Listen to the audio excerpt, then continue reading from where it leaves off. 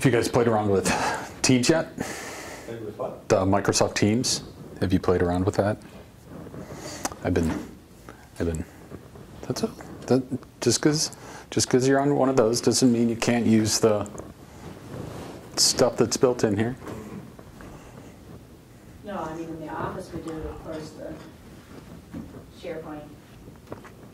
I tried to get them to use OneNote. Nobody wanted to do that. Then you should, you know what you do? You start using it yourself, and they see what amazing productivity comes around, and they're like, hey. You know, the beauty of it, and I'm going to talk about this in my presentation, is I've never been one of those teachers that creates like all of these binders full of class notes.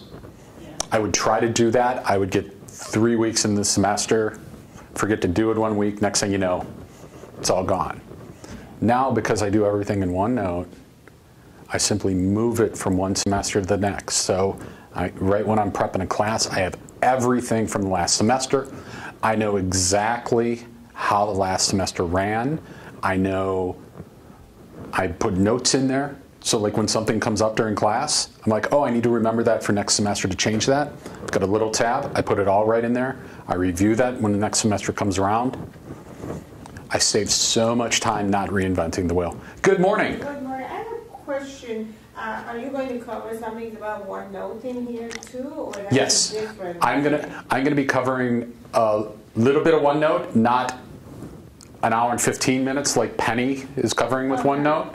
I'm gonna be covering Office 365. We're gonna take a look at OneNote, OneDrive, kind of the whole suite of stuff. So I will get at least something out of it if I don't go to the OneNote, I guess. Yep. They are also recording it as well. Oh, they are? Yeah. The OneNote? Oh, this one or the Yeah. OneNote one? I don't know about that one. I know they're recording this one. So, hence the camera. So, Oh, it's pointing right at me. it is pointing right at you.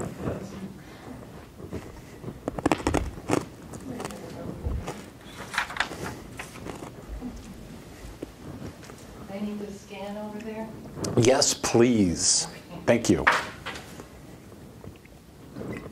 So should I try to put it on here first, like What's that? the Office 365 and then on here? If you want to, absolutely. And how do I do that? If you go into, so log into your email.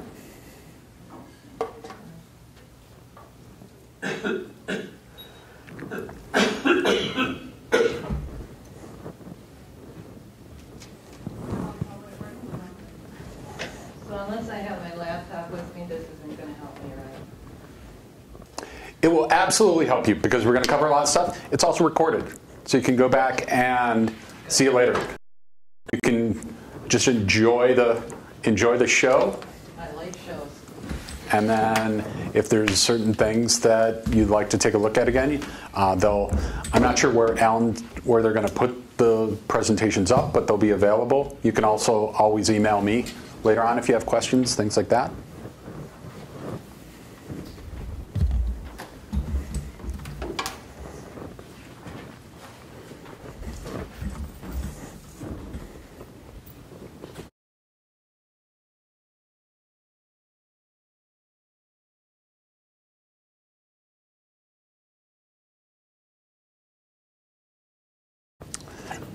Did it get you? I'm still figuring it out. Let me show you quick. Oops, sorry about that. Yep. Give you a hand here. That's it. So you have to hold it. Oh, yeah. There you go. So it can read the QR code.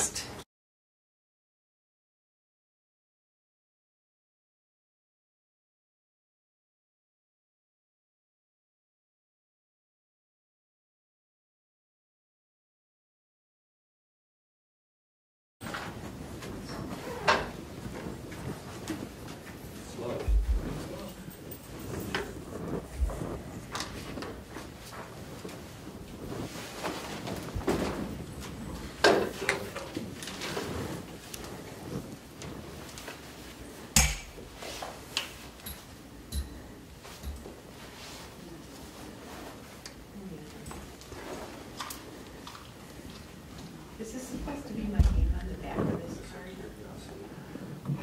It should be. Is that not your name? It's not my name. You're fine. Yeah. Or you can get it later. Huh? You already checked in? Yeah, but you know, then I don't get credit for it, right? If it's not me. Why don't you stay and then you can catch him at lunch? Unless you want to go. Because we're in a couple minutes. I'd hate for you to miss anything. I'll vouch for you as well. Okay. I can write you a note. Would you? Yes. Did you know? I don't know what that'll get you, but, you know, we'll see what happens.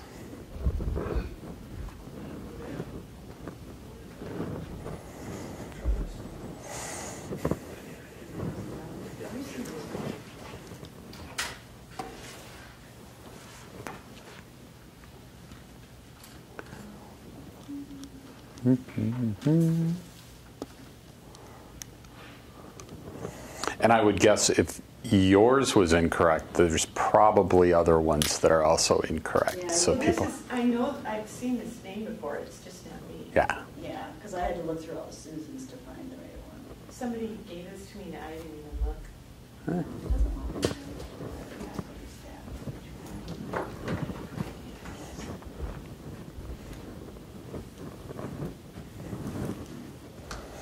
You're back? Yeah.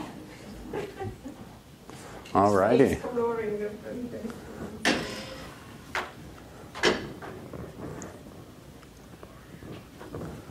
Because I think this gives me some more general ideas about it. SharePoint is tomorrow also, but this is the only class I think for this. Yeah, this is the only one doing kind of like an overview of. And it's the only one because some of these are repeated on Sundays. Yeah, it looks I like think they. this one is, yeah.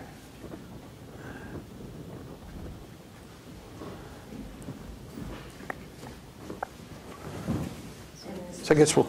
Cover We will. multiple areas. We are going to cover. Same thing, then open up Skype and it's good to learn how to do it. Oh, good.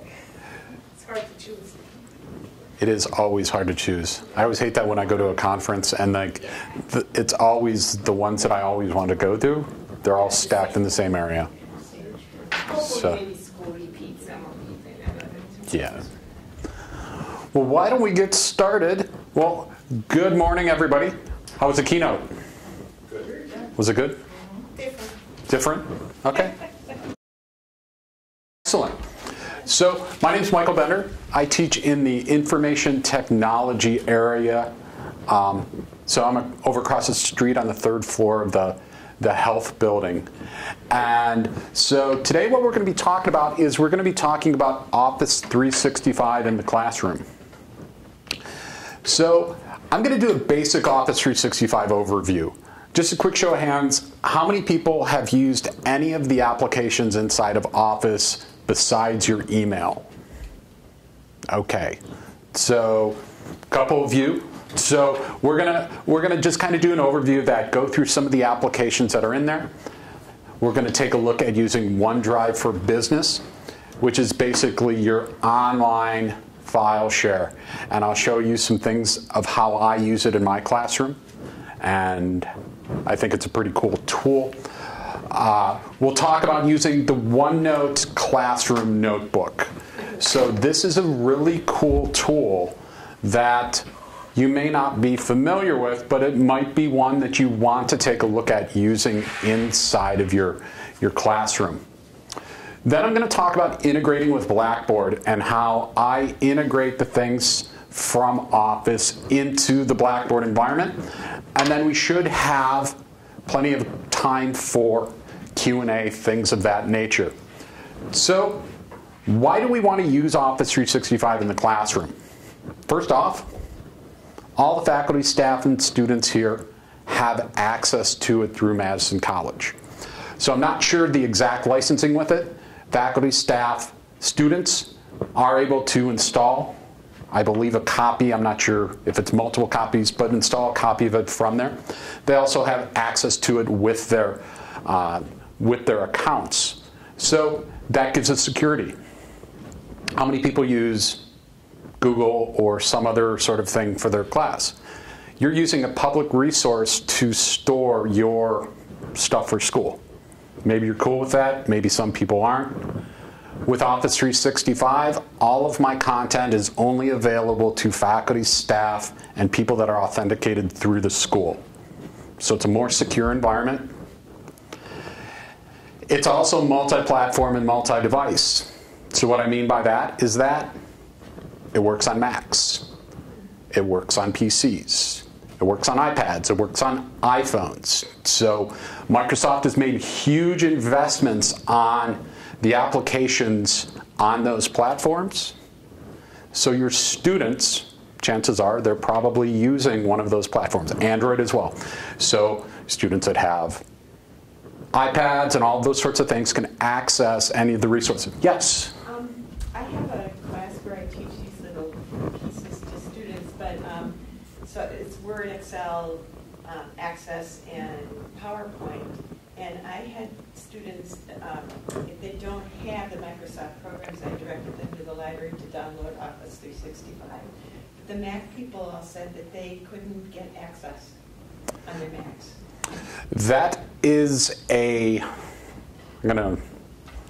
you'll need to talk to technical services on that. I'm not sure of the licensing with Macs as far as Office 365. The applications, so they should be able to install the Office applications from the App Store, the Apple App Store. I don't own a Mac. Tom, do you know how the Office? I would have to check with Nick. Okay. I have a Mac. I did it. It was a little more complicated. I honestly don't remember what I did, but I know it was one more hoop to jump through, but it's completely possible. Yep. So they download 365 from our library, but they still have to go to the Mac store? They don't necessarily, I believe, have to download 365. There's probably a few steps. What I would really recommend, just contact technical services, ask them for the documentation for installing the Office suite that the students have. They should have documentation for that. I'd simply put that in your Blackboard into your class and provide that to your students. I don't know the exact hoops to jump I don't through. know what operating system they have. I mean, there's a few questions and you pick out a bit, but yeah, it's not. And how did you? You go to the Apple and you say about my Mac and it tells you what Yeah. The Apple store? Yeah. you know, and I don't remember exactly. This was a year or so. But Yeah. I just contact technical services. They deal with that probably on a daily basis. I And actually called the 6666 number, and they said that Macs can't get access to That's bad. 365. do me a favor. You'll see my email address at the end of this. Drop me an email. I'll see what I can do for you. It's free to use. We kind of talked about this a little bit. Basically everything, as long as you're a faculty, staff, student, have access to the resources, and it's free to use. And this is where I will segue into, these are my own, this is how I teach in my classroom, and these are kind of my own beliefs, and I will kind of segue away from what might be considered the best practices in the classroom. Is outside of being at this college, our students will not use an LMS in their day-to-day work. They will use Office 365. By 2019, Microsoft expects 70% of their Office customers to be in Office 365. So besides just this being a really good teaching tool for my classroom, I use it because it provides soft skills to my students that they need going out there. So many times our students go out there, they know how to do auto mechanics, they know how to fix PCs, they know how to do all this stuff. But as soon as they have to interact with the other people in their office and use all of those tools, I consistently hear from students, why don't we have more PowerPoint? Why didn't you show us how to use Outlook? Why didn't we learn about all of these tools?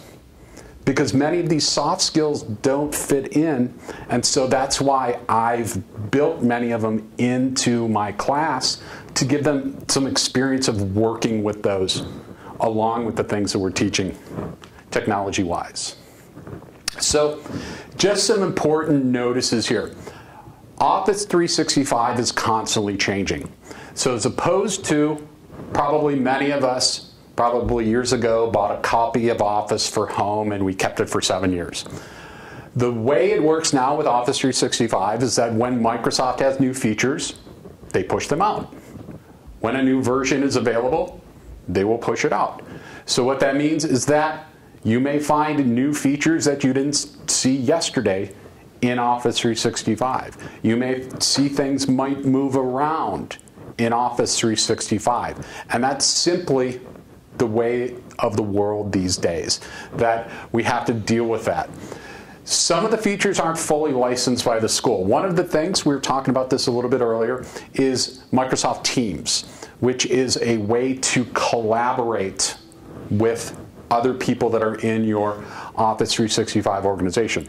Currently, Teams is only licensed, as far as the last time I checked, with the faculty. It's not licensed with the students.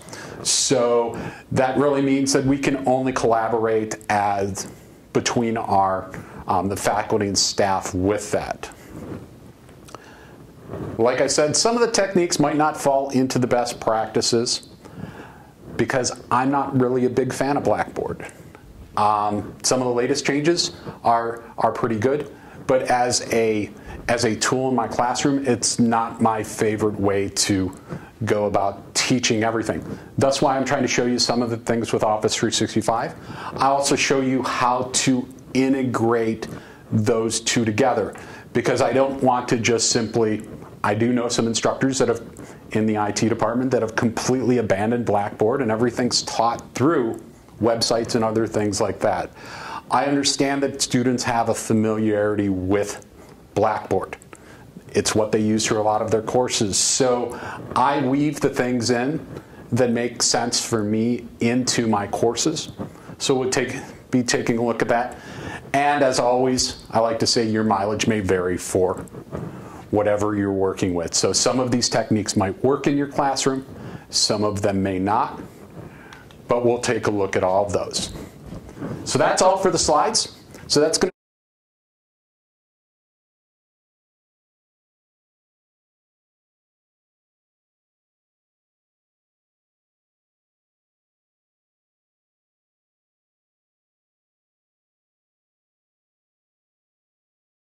up into the upper left-hand corner, you'll see that there is the apps bar with all of the different applications that you can go into.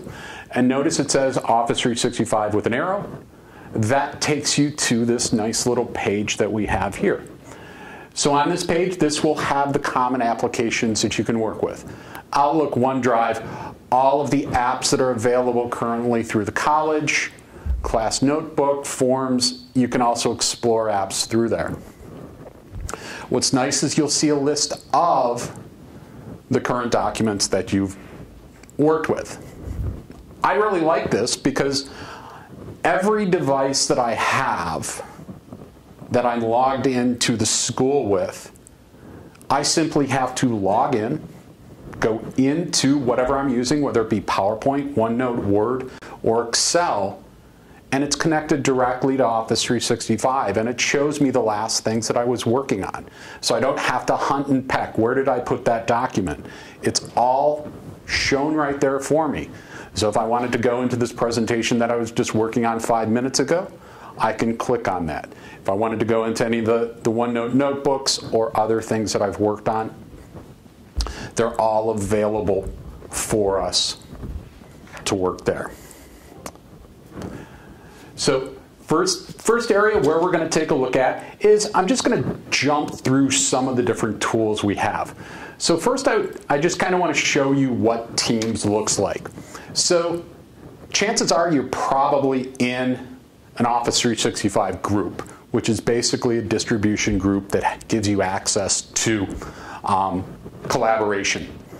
With Teams, you'll notice here, and At the end of the presentation, you'll see my email address. I have a lot of resources for this talk that I've added into here. There will also be, once we have the recording for this, I'll put the recording in here as well, so you'll have access to this. I can add this into, or add you into this. So then what you're able to do is I have a number of things in here. I can embed video in here. I can embed my presentations. You can actually put assignments in here. You can have grading go through. I can put quizzes in here. At this time, there's not a really good centralized gradebook. So that is really the only thing keeping me from moving away from Blackboard completely, is a centralized gradebook mechanism. But it provides you a great way to be able to collaborate with your teams. Now this isn't, oh, this is a team? Yep.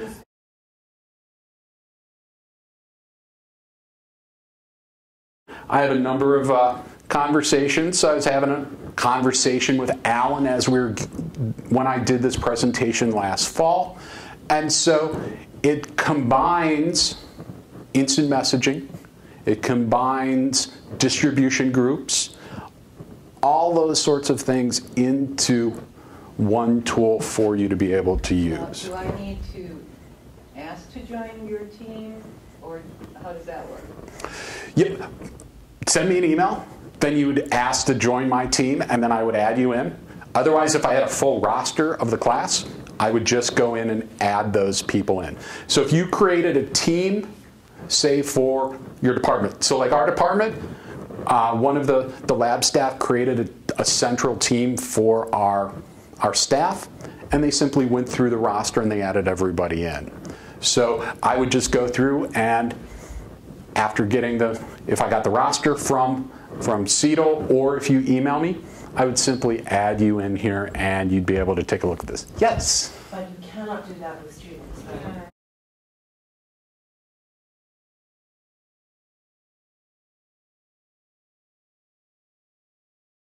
Exactly. It probably comes down to licensing, and there's probably some cost involved there that if they turn it on for the students, that it is a new product. It's only been out about a year.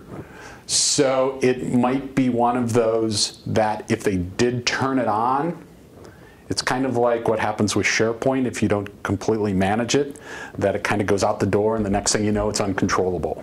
So yeah, unfortunately, isn't available for students now, but maybe down the road it might be, definitely an option for people to work with.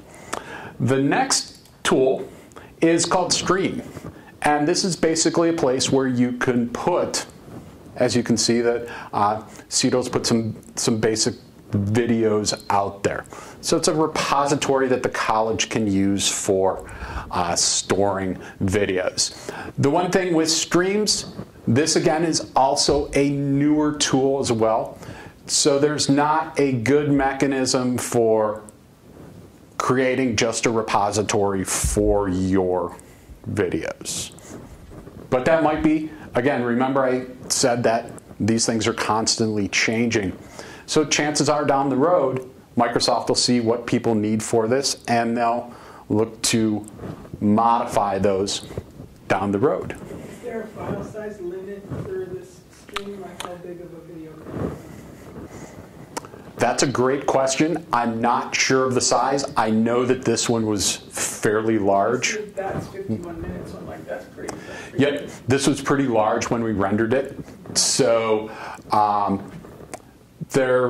I would guess that there's some sort of file size, but it's probably not going to, most of us probably won't run into it.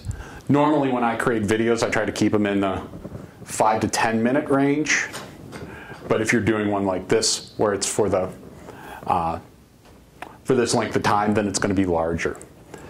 So the next area, what I wanted to take a look at is OneDrive. So basically what OneDrive is it's a file share up in the cloud. So this is where I store all of my documentation. And the reason I love OneDrive is that I'm an IT guy, which means that my level of organization is often not that great because I'm used to running around with my hair on fire. So what used to happen to me all the time is I'd be working in my office, I'd work on a PowerPoint presentation, I think I'm saving it to that little USB drive, but I'm not. I'm saving it to my desktop. So I get in my classroom, I start going through my lecture, and I'm like, those aren't my slides. And so I'd run back to my office, grab. Chances are many of us have probably run through that. With OneDrive, I have every computer that I use, primary desktop computer, my laptop, are synced to the Office 365 OneDrive. So what that means is when I create a document and I save it into my local OneDrive repository, it syncs up to the cloud. So I have a copy on my desktop, I have a copy up in the cloud. So when I go into my classroom, I log into Office 365, I can launch it right in there. So for PowerPoints that I use in class, I never use the desktop PowerPoint. I use it through Office 365. I simply launch it, and I go from there. If I have to make changes to documents during class. So, as I told you, I'm an IT guy. Even though I started using Grammarly just recently, I have a tendency to miss words here and there. I do proofread my stuff, but it happens. And so there'll be times where we're going through assignments or the syllabus or things like that where we might see a mistake. I can change it on the fly. Open it up, I edit it, I make that change right away, and now that is permanently saved. I don't have to download it somewhere, make that change, and then upload it back to Blackboard at some other time and get in this cycle of having different versions floating around. So could the student then access that through OneNote as well?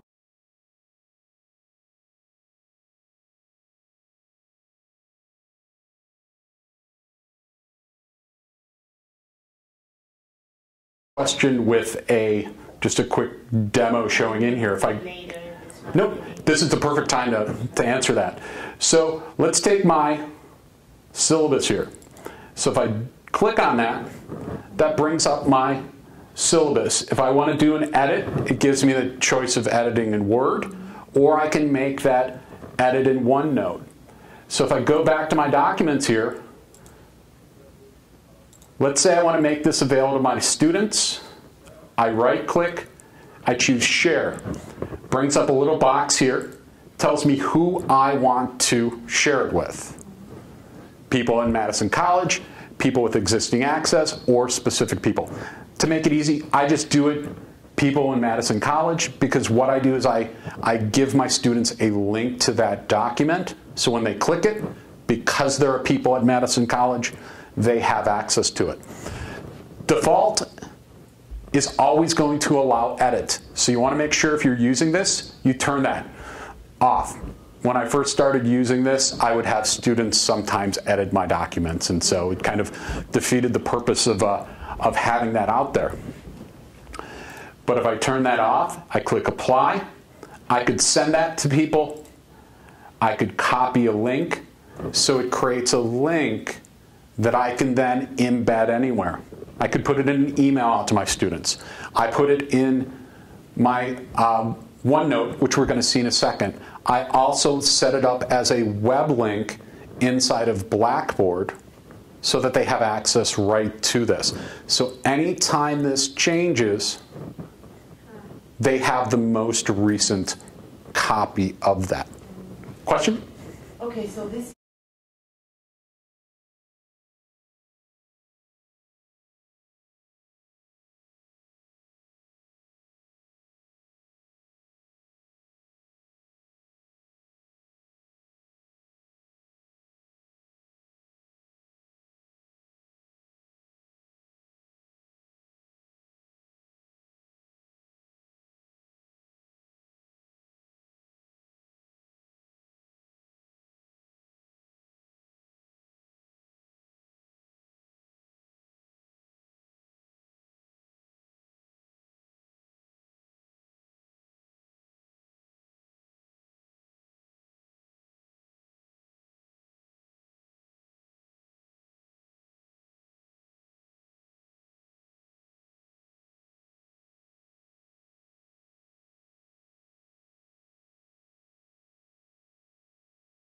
Ever heard of a separate OneDrive where we can store stuff that you don't have to authenticate into it? So Again, I'm an amateur about this, but I Yep. believe... I wasn't, that could absolutely, that's something that I've actually wanted for a while. So it's something that I'll definitely to look into. But for using the OneDrive for Business as part of our Office 365, you are going to have that authentication piece. So you said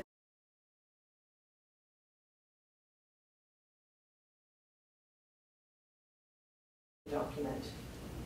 Is that right? Correct. Now, if my student creates a document, can I show him or her how to do that as well? Absolutely. So they can store it. So, absolutely. Well, when you say people in maps and calling, then other people will have access to it too? Or If they get the link. if they get Yep.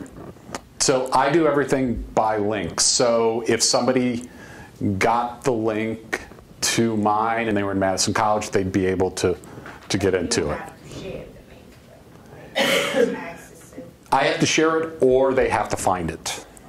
So I consider it to be pretty safe practice. Plus, I don't share anything that would involve a FERPA violation or that sort of thing. So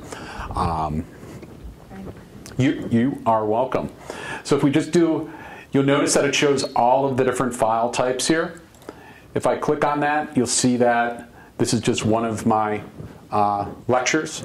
So I can simply, what I would normally do is I just run my PowerPoint right out of here. So a lot of times, all I need to do is, it doesn't matter what classroom I go into, where I'm at, I can simply go into my web browser, log into Office 365, I have access to all my tools.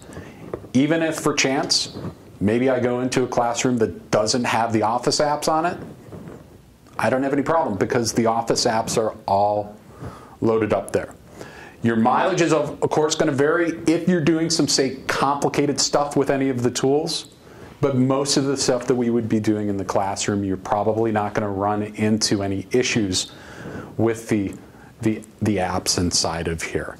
And then you simply treat it like you would any sort of file structure. You create files, for each of my classes, I create a folder, and then within there, I have assignments, I have lectures, and I just have a methodology that I use for storing all of my information in there. The other nice thing about it is, let's say I made a change and I wanted to go back. I can go to version history. It'll bring back all of the versions of that document.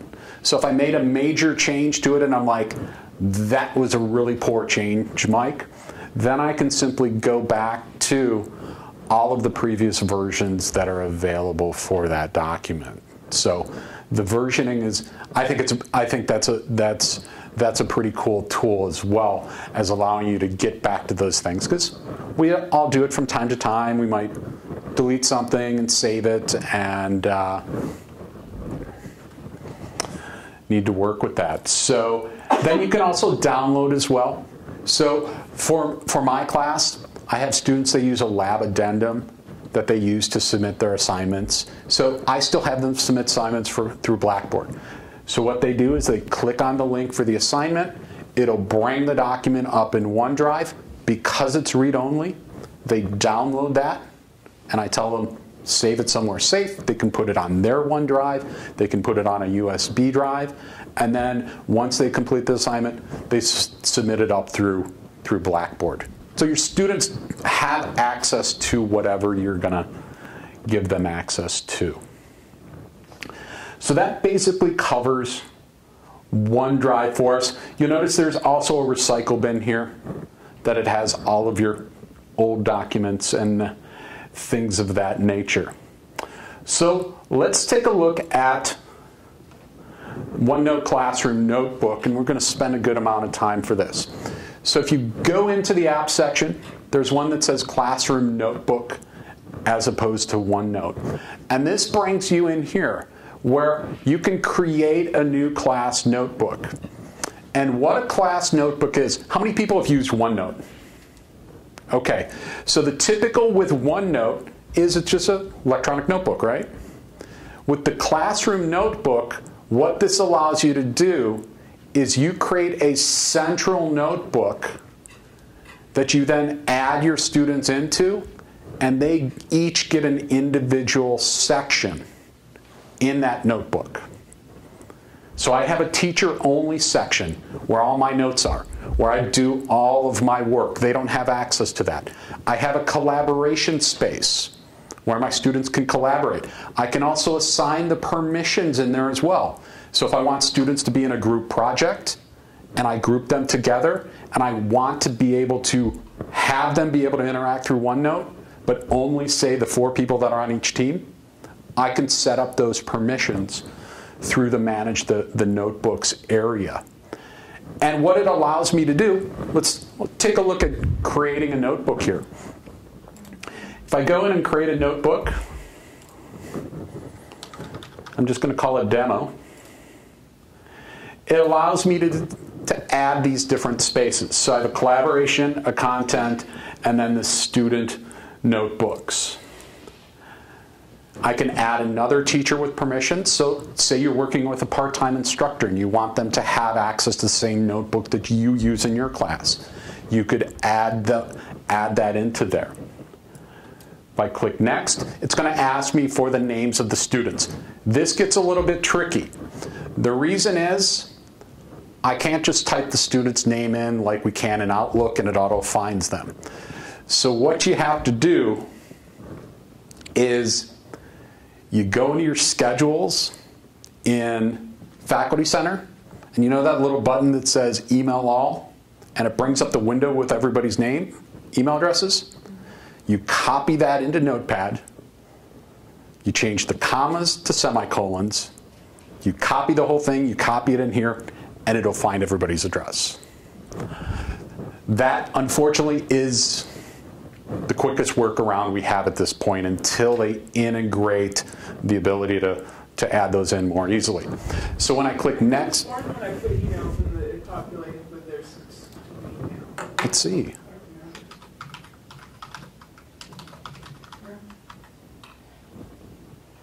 It could find everybody but 3.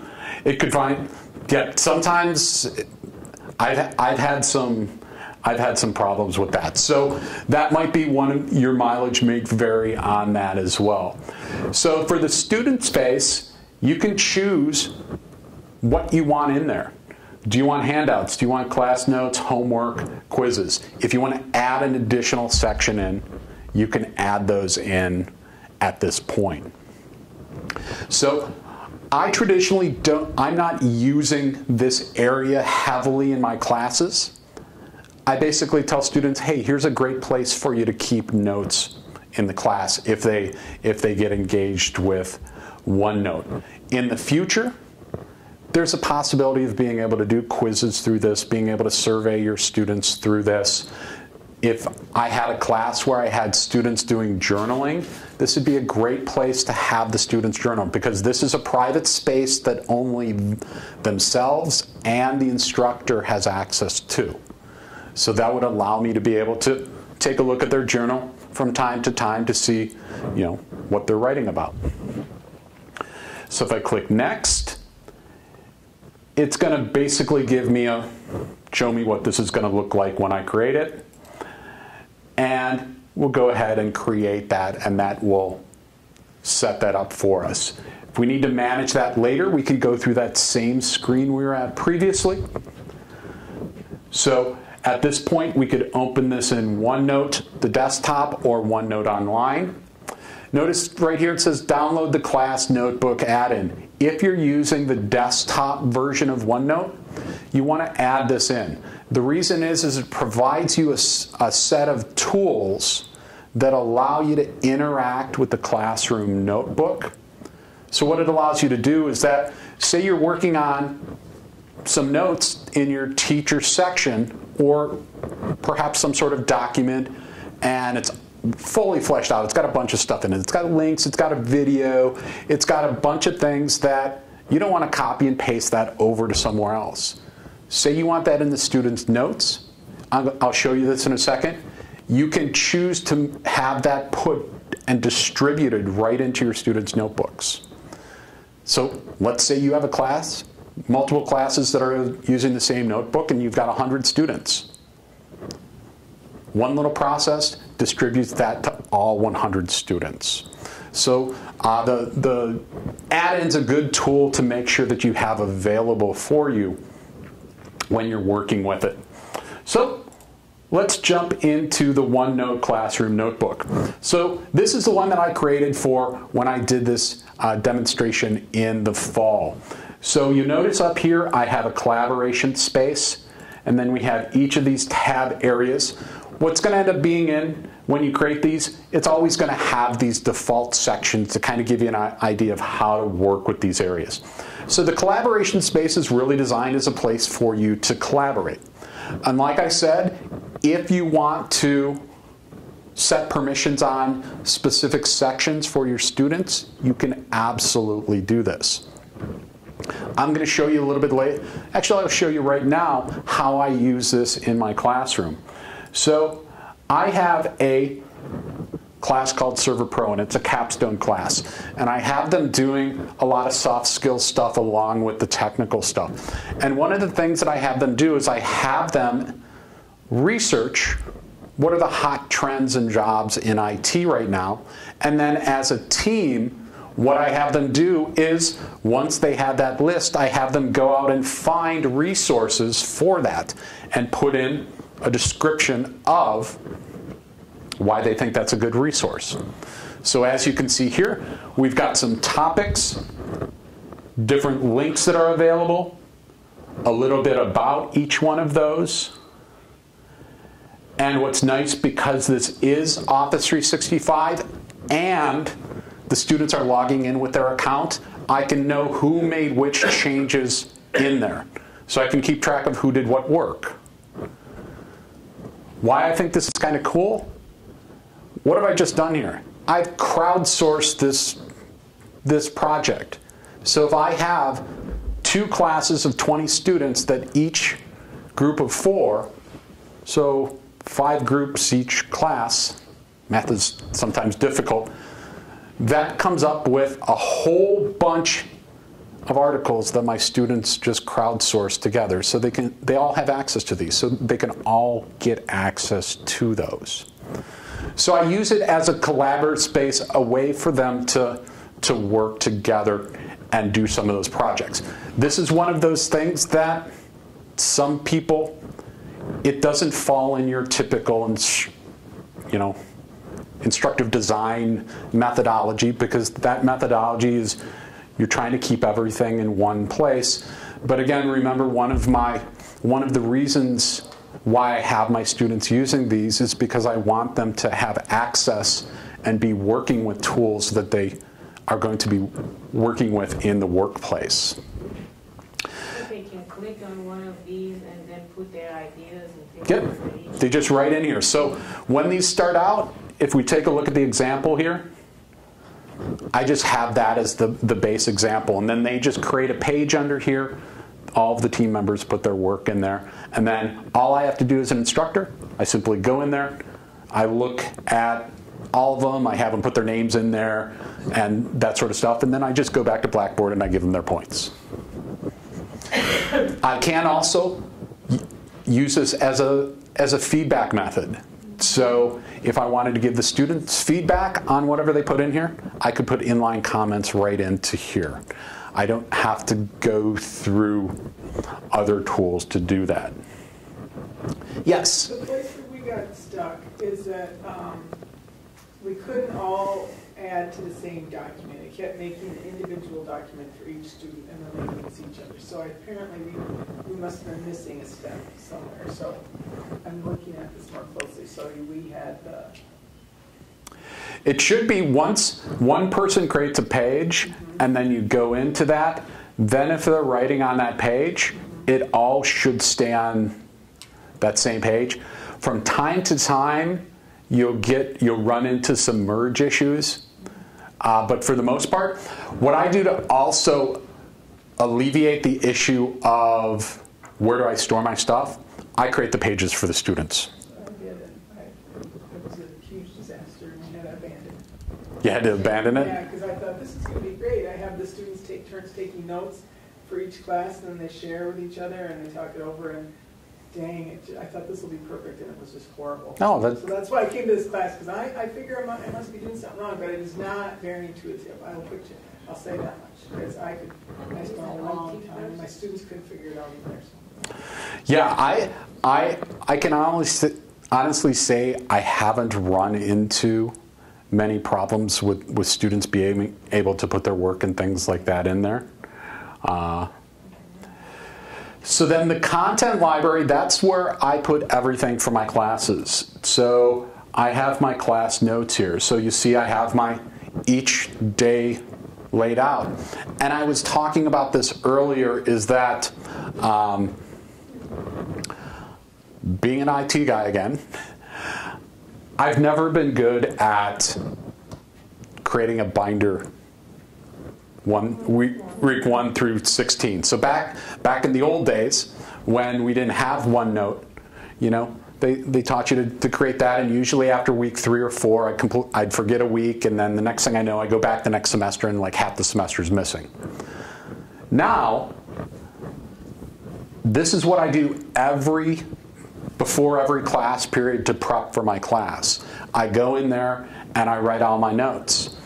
You'll notice that down in the teacher section, notice it has all those areas for fall 17. I have all of my notes from previous semesters. So what I do at the end of the semester, I will move the class notes down into my teacher area. I will label them the semester so I know going back to that semester what happened. What's also nice about this is that usually I can think back to last semester, kind of how it went. And so now I know, based on what type of class, whether it was a day class or night class, how that ran. It also gives me the flexibility in my teacher area.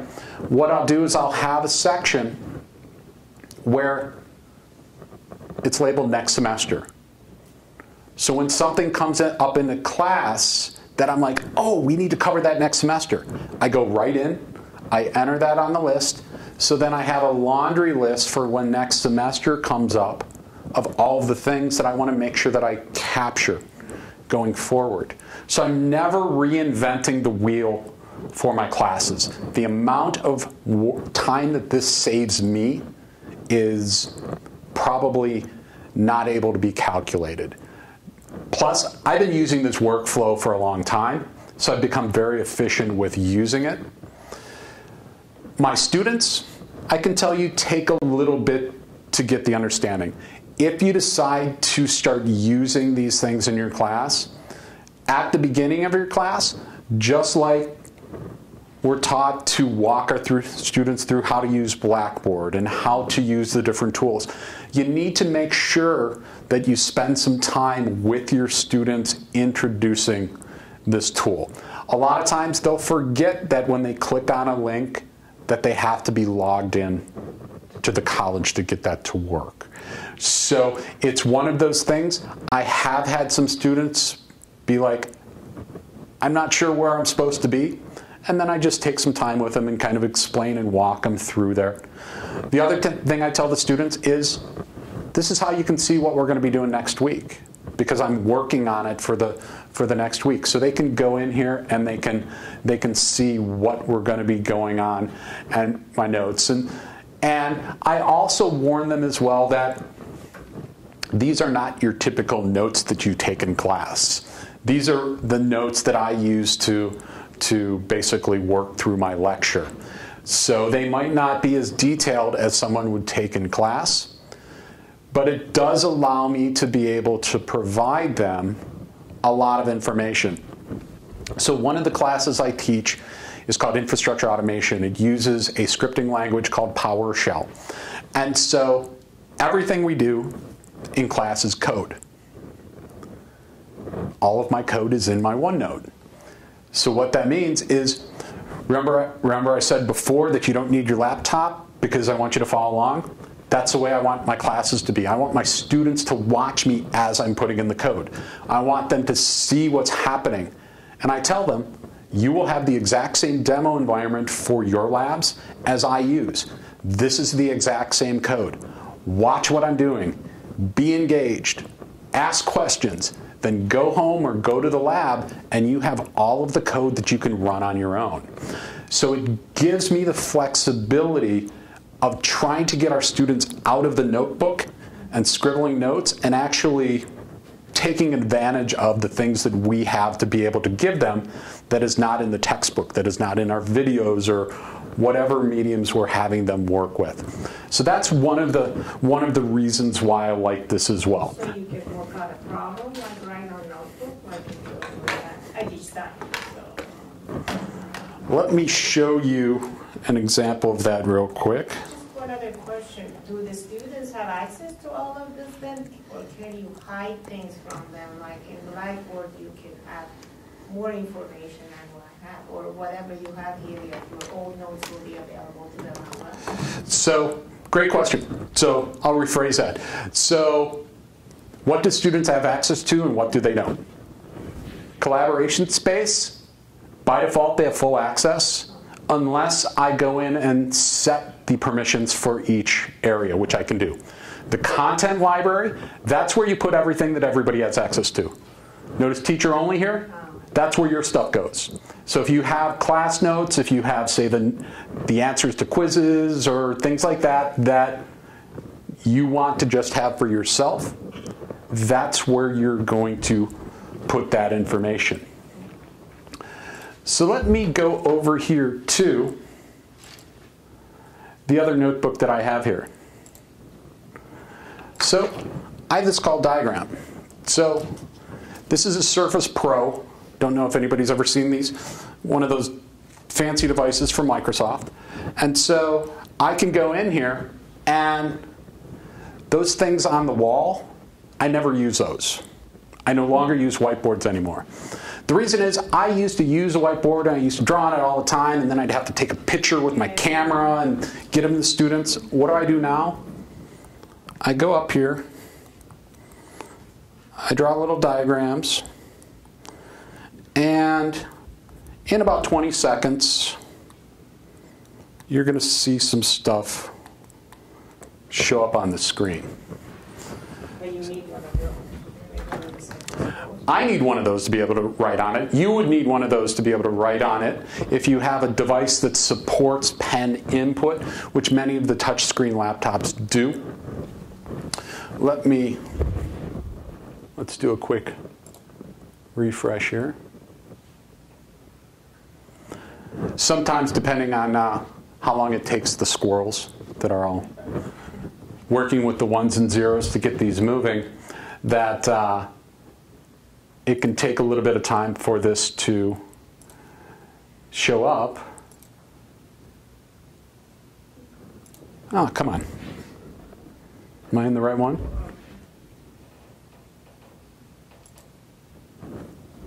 Let's see. Class notes. Ah!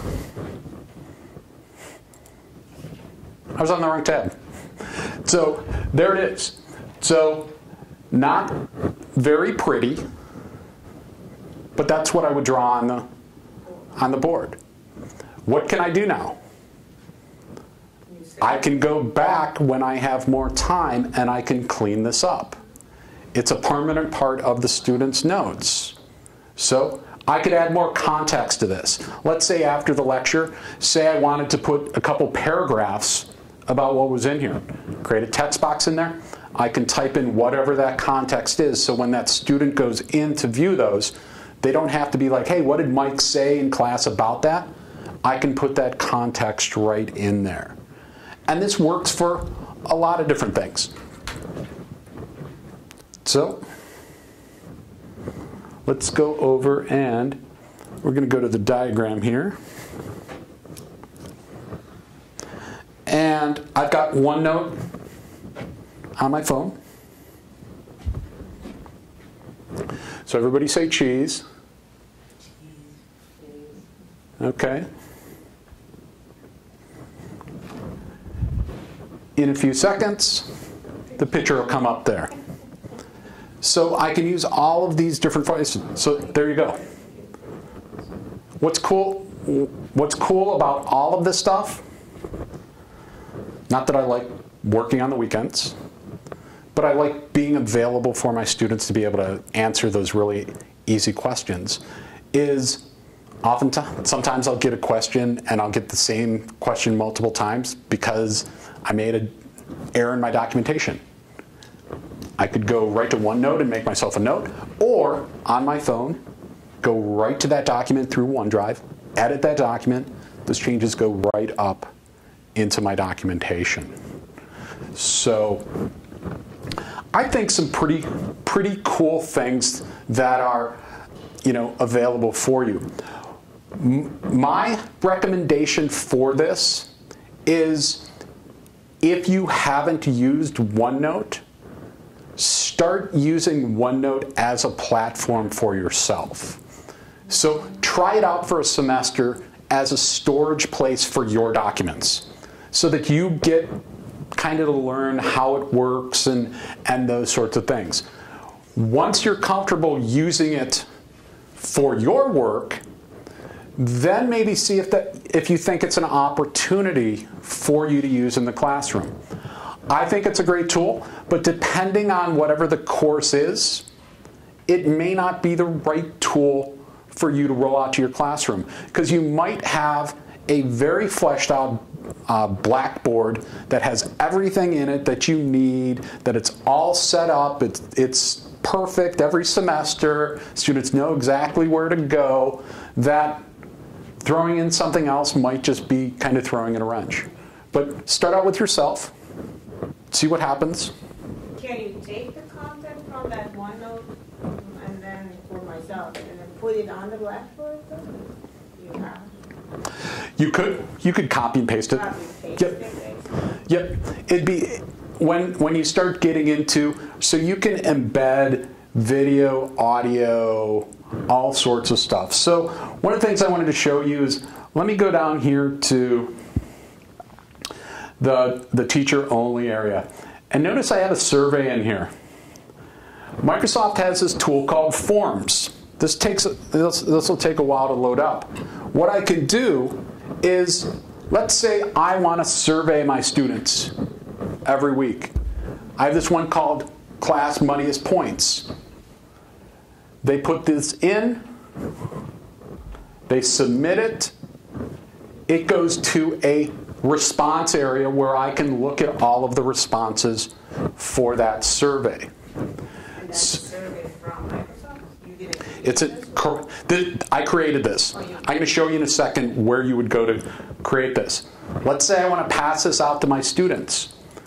What I can do is choose that survey, class notebook, distribute the page. It's going to ask me to sign in. And that allows me to distribute it out to the students' class notebooks. So, looks like it's thinking. There we go.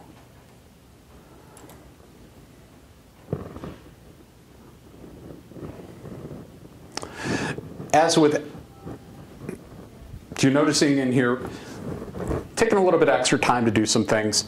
That's one of the things that can be challenging at times. I've had times where the internet is slow, getting to my stuff has been slow. So especially if you have your stuff up in the cloud, you might want to have a plan B. So have your slide deck available in another location. Not sure, I think might be hung up here. But what this will allow you to do is it'll allow you to distribute it into the individual students' areas. So like I said before, if you have 100 students, one process allows you to send that survey out to all those students. So Forms is the tool when you go into apps that allows you to do this. So you can create a new form, you can create a quiz. So you can actually create a quiz that has, gets graded. And then it goes back to a central place and you have all of the grades available for those. And then what you can do is you can then I can then embed those quizzes into OneNote. This is something, I simply wanted to show you this. This is one of those things, hey, I could think about doing that. Again, remember I mentioned part of the reason I haven't made a full cutover is because of the grading part of Blackboard. That having a centralized grading piece, I don't have any of my quizzes or anything done outside of Blackboard, just because from a class management standpoint, it makes more sense to do that, even though this does have some of those new and cool functionalities. But I wanted to show you. Yeah. Two questions. I was just going to say it's also much more appealing looking than a lot of.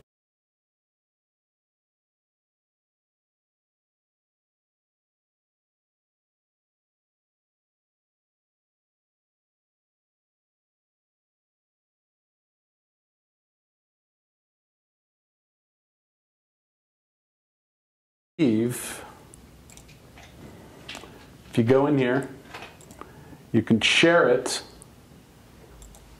copy that, and did you have a second question? No, I'm not just. And then that's a perfect segue to how do I integrate all of these things into Blackboard. So how I would integrate that, and I'm just going to throw it into my classroom here, is I go to web link, copy the URL, and then I just put demo form.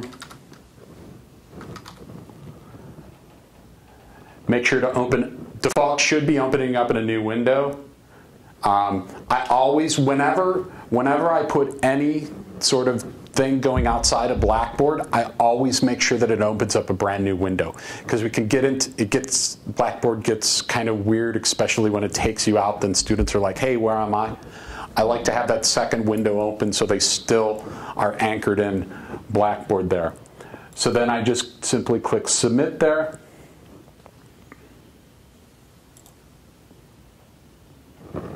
And there's my form. Could you also, there's the other method that makes things open up, be immediately open in Blackboard. Could you do that too with this? You know what I mean? Yeah, let's try to see what happens. So if we choose not open in a new window, then it opens it in Blackboard like that. But there is a way you can do it where you don't even have a link to click on in Blackboard. You just have it visible right away. Using HTML, yep. isn't it? You go here to embed, and then you'd copy that, and then best thing to do here is file, no, item, and then choose HTML.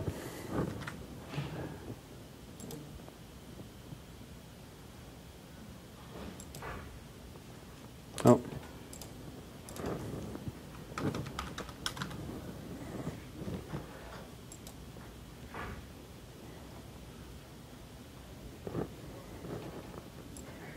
So there you go. So then that embeds that in there. Do you think that's all right as a technique? You just have a disadvantage? I haven't tried that technique. I think it would probably work perfectly fine, because the students should, if the students can get to that, if they can see that, it means they're authenticated.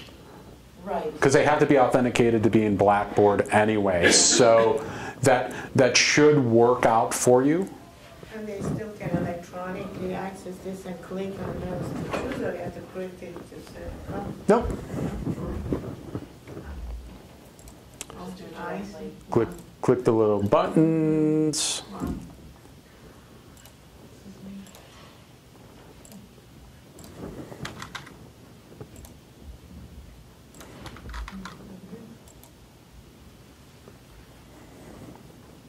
And then if I go back here to, oh, there we go. There's all my responses. So I think that's a pretty cool tool as far as if you need to say survey your students. And I know a lot of teachers like to survey students in the middle of the class. I think this would be a really good tool for that as well. Of course, lots of moving parts here, but that's our job, is to manage a lot of moving parts when we're working in a classroom. So so that's basically all I have. So what I wanted to do was, and I hope I gave you some really good insight into the tools that are available in Office 365. We showed you OneDrive, how you can use OneDrive to store your documents, to be able to link off those and share. Same way that I did with the form, if I wanted to make that document available to my students, I simply share it out, I go in there, I add that web link in there, and then they have access to that. We covered the OneNote Classroom Notebook, which I think is probably one of the, I used to be using the public version of OneNote because I had started using OneNote about 4 years ago.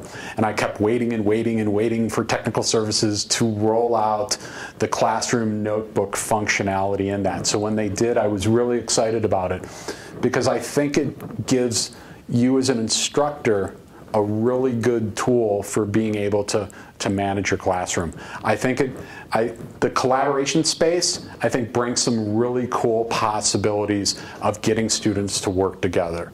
From an instructor standpoint, like I said, it's revolutionized my ability to get ready for my classes and not have to reinvent the wheel every semester and every class that I go into. And it's a good way to keep the students up to date. And last, we took a look at forms. Might be a good way for you to survey your classes. As with anything, all of this is available to you. So like I said before, just start experimenting with it. See what works, see what doesn't.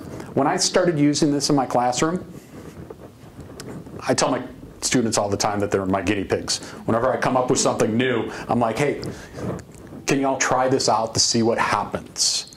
And chances are your students will be like, hey, that's kind of cool, or they'll give you feedback that's like, yeah, we don't like that. Why not try that out? If it works, great. If it doesn't, put that to the back burner, and maybe sometime later on it'll come up. Any other questions?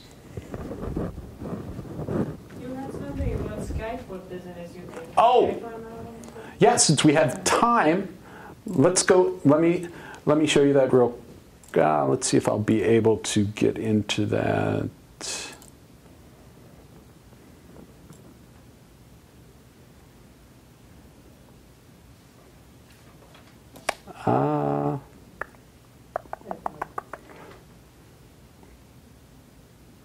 Might be able to through Outlook. Yeah, I was trying to think of how to do this without being a FERPA violation. So what I would do for Skype for Business is you go in and you can create a new calendar event. And notice it has up here, add Skype meeting. So what I can simply do is whenever I have my office hours, I can simply create this. And I can invite my students to be part of that. So normally what I do is I don't leave it open all the time and invite them all, because then you have a bunch of people in there. Basically, when I use this, say maybe it's a day that I have to be at home but I happen to have office hours that day, what I'll do is I'll tell my students, hey, if you want me to Skype in and work with you, drop me an email. And so what I'll do is I'll then invite them to a Skype meeting. And they have to have Skype installed on there. And then you can remote in. And then normally, for the classes, I will have the same demo environment. So I can walk through things on my desktop so they can see that. And then it can also flip around too, is that they can share their desktop so they can show me where their having problems with whatever work they're working on. You could use other tools too. There's plenty of other tools out there to allow you to be able to do those type of meetings. But I like it because, again, it's built in. So I can send it right to their student email. They can message back and forth. It's secure. So I think it's a good way of doing things. You could also, I wouldn't do this. I'd use Blackboard Collaborate for it. But if you had to, you could use Skype to actually do a lecture. Because after you get done with it, you could record it through Skype, and then you could post it or do whatever you want with that. But Blackboard Collaborate is probably a little bit richer of a tool for doing that. So that's how I would do office hours with Skype. You could also, if the students were in Teams, that's where I would do office hours then, if we had access to them being in Teams. But since we don't, this is a good second option for that, of being able to meet with students and be able to work with them and be able to work with them. The one thing, here's what I will caution you about, is if you're going to be using Skype and you're going to be doing back and forth sharing desktops, you want to make sure that the student fully understands what's happening, that I will see everything that's on your desktop.